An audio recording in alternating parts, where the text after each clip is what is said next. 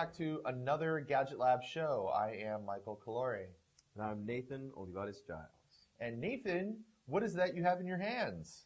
This is the Samsung Galaxy S3, and it is the latest and greatest from Samsung. It's available on AT&T, Sprint, T-Mobile, Verizon, US Cellular. I'm actually really excited about that. One phone for all those carriers. So this is like the hot Android phone of the summer, right? This is one of the hot Android phones of the summer. I still prefer the HTC One X. I still think that's the best overall Android phone out there at this moment.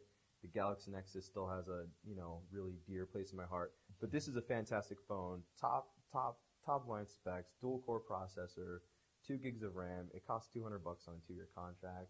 So yeah, pretty solid, on paper. Yeah. But after using it for a few days, you had noticed in your review, you mentioned some problems with the software.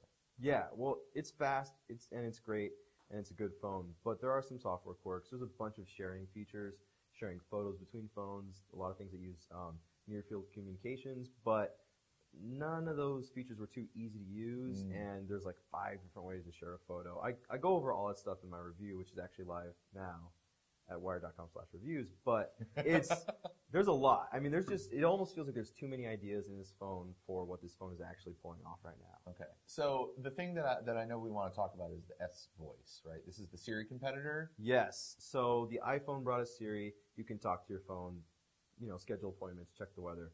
Samsung's doing that with a feature called S Voice, and there's a lot of folks who don't love Siri, don't think that it works well enough. S Voice, I couldn't get it working for about 4 days straight at all. And finally, I can get it to kind of work now, but it doesn't work very well. Okay.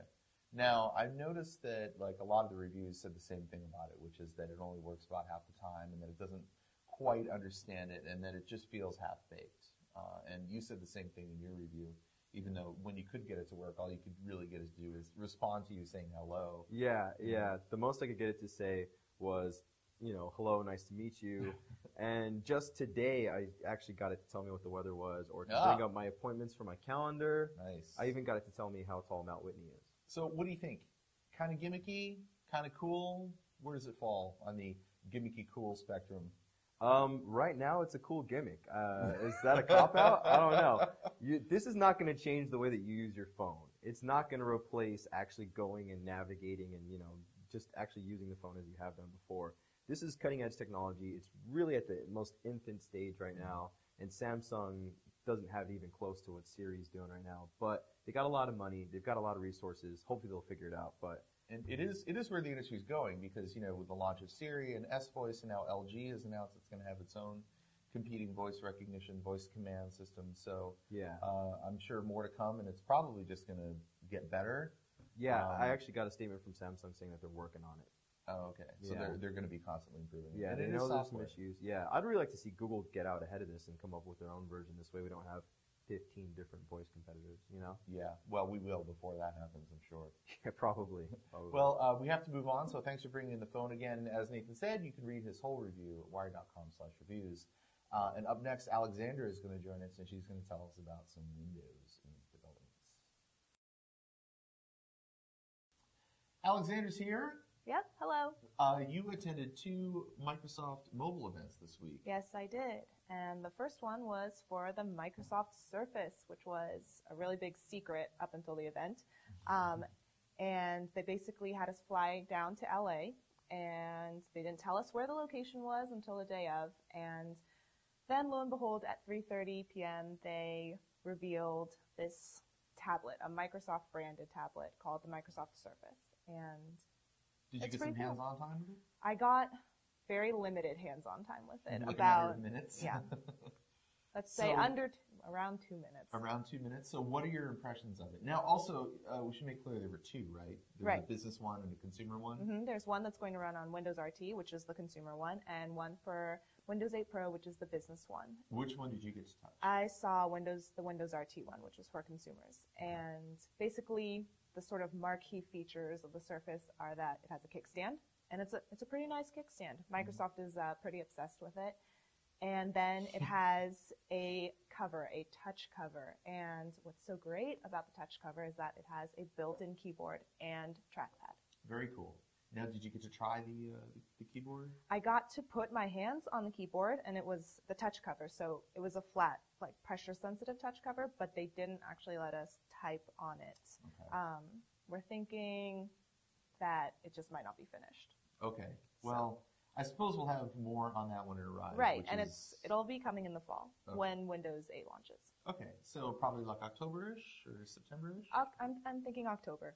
Okay. Yeah. And the other thing that you saw this week was the Windows 8 demo? Windows Phone 8. Sorry, Windows Phone 8? Mm-hmm.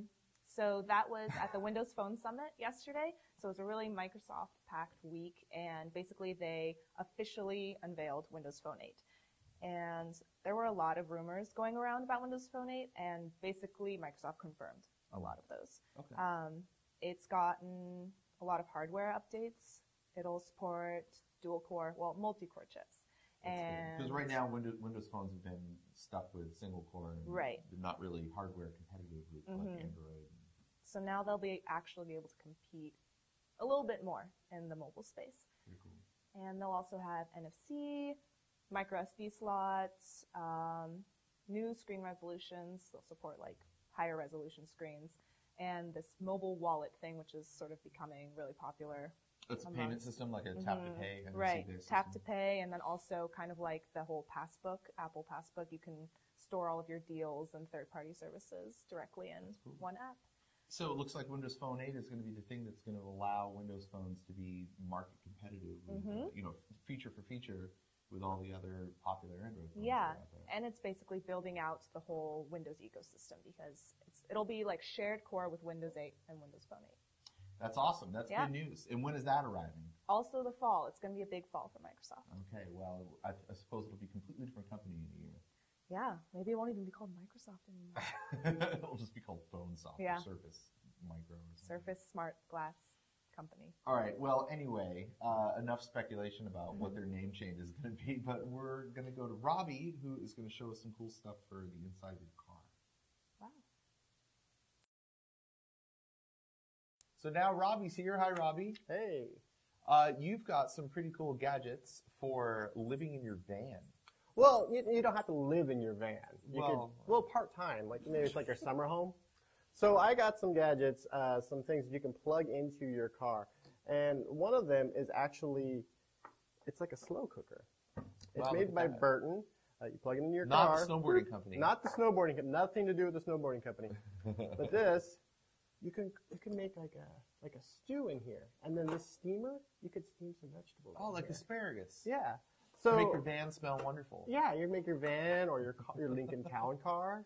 You know, maybe you're sick of roadside burgers and you want, oh man, my mom has this great recipe for goulash. That is super cool. Boom, you can put it in there. It's going to take you 2 hours to cook anything though, so you can't just do this on your commute to work. I think this is the sort of thing that's going to appeal to people who are foragers.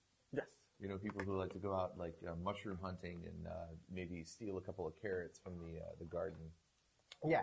So if you're a thief, on the go. That's your slow cooker. That's your slow cooker. What else have you got? What's that other giant I also got an electric blanket that you plug into your car. It's the Car Cozy 2.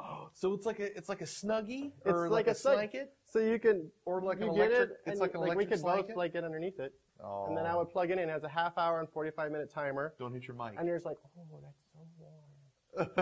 This is especially helpful if you have someone in the car, possibly the driver, who's hot-blooded, gets really warm. Like my wife would probably love this because if it were up to me, the air conditioning would be on like 50 degrees all the time. Yeah, it keeps you awake while you drive. Yeah. Yeah. So she could like.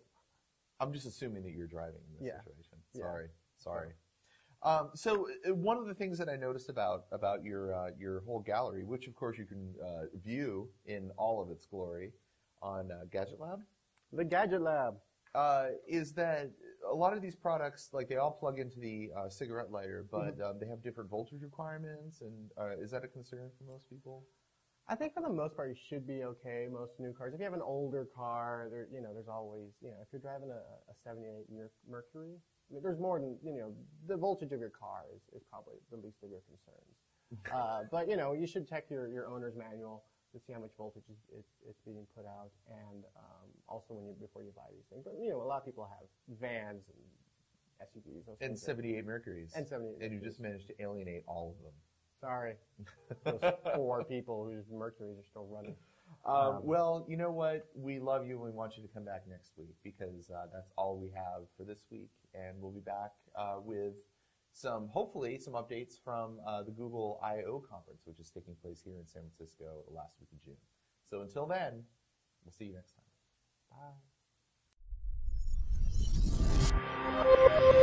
Bye.